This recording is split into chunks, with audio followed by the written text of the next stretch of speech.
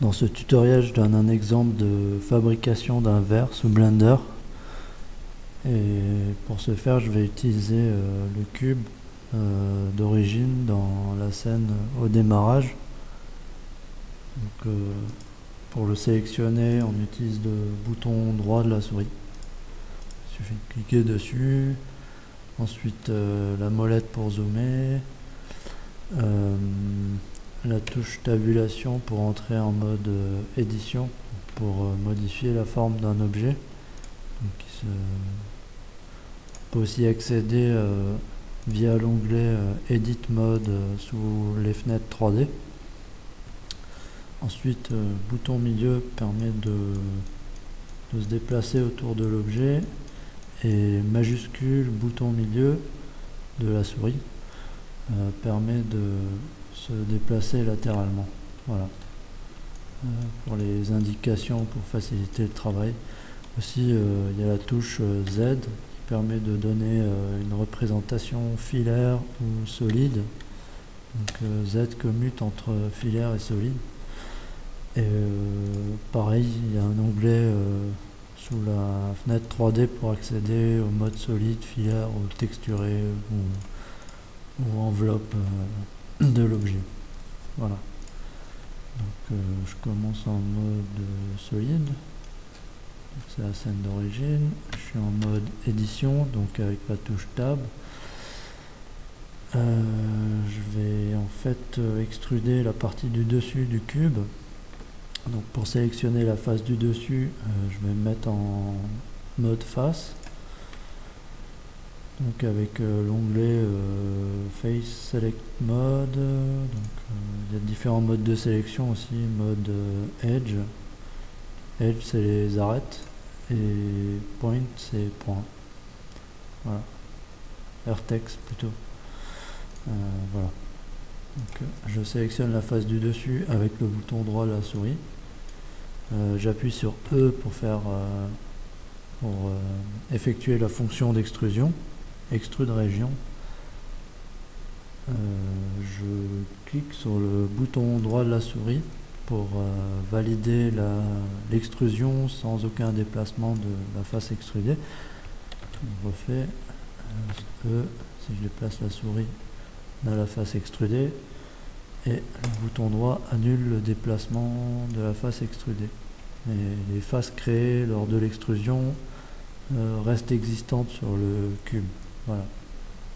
Ensuite, je change la taille de la face extrudée avec la touche S. Donc Scale permet de changer la taille de l'objet sélectionné. Voilà. Donc, je vais ajuster en fait,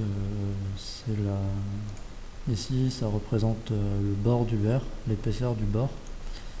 Et donc le cylindre du verre sera inscrit à l'intérieur du cube.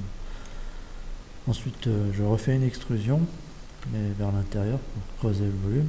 Et cette fois-ci, j'enregistre avec le bouton gauche, E suivi de bouton gauche avec le déplacement pour l'ajustement, Z, pour valider le déplacement de la face extrudée, que je peux toujours modifier avec le bouton gauche ici sur la flèche verticale, ou avec la commande G qui signifie grab, G suivi de la touche Z qui fixe les déplacements sur l'axe des Z. Donc on peut utiliser G, X, Y, Z, S, X, Y, Z et R, X, Y, Z qui sont les fonctions de déplacement, de changement de taille et de rotation sur les différents axes disponibles. Voilà. Donc ça c'était pour les détails. Ensuite je vais ajuster le fond du verre.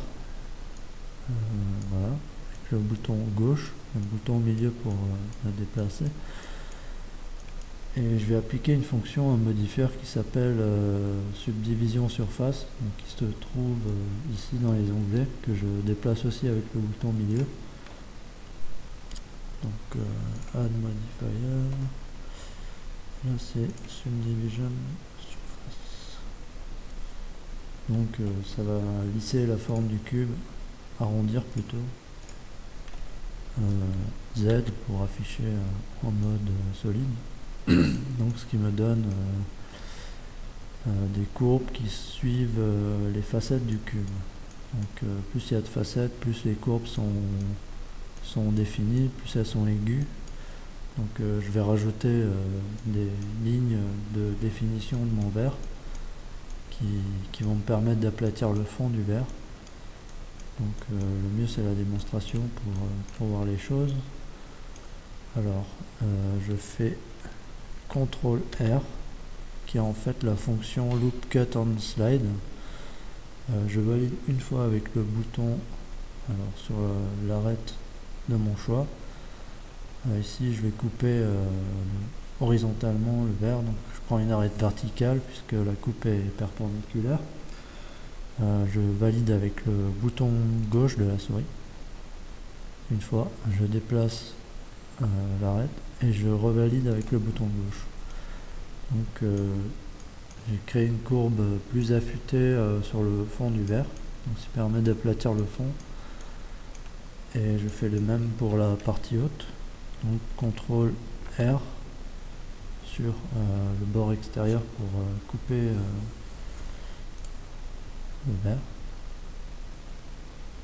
Et je valide deux fois avec le bouton gauche, une fois pour valider l'arête de coupe et une deuxième fois pour la position de l'arête de coupe. Ensuite je vais faire de même à l'intérieur pour respecter l'épaisseur du verre en fait, parce que ça augmente la définition du bord ici. Avec Z, non. Il y a une option ici qui s'appelle Limit Selection to Visible.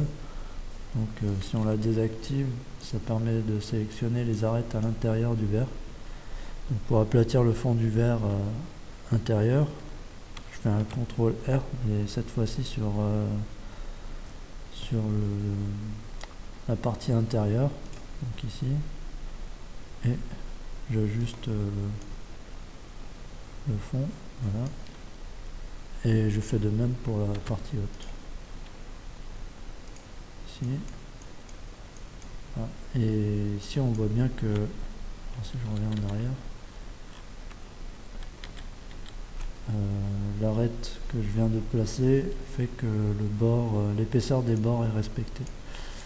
Simplement parce qu'il y a plus d'informations dans les faces du cube. Non, on va pas rajouter d'exemple. Je pense que c'est suffisant. Le seul désavantage, inconvénient de cet objet, donc tab pour sortir, c'est que pour obtenir un verre assez circulaire, il faut augmenter le nombre de subdivisions, le nombre d'itérations ici à 3. Donc ce qui est assez élevé pour ce type d'objet. Voilà, c'est tout.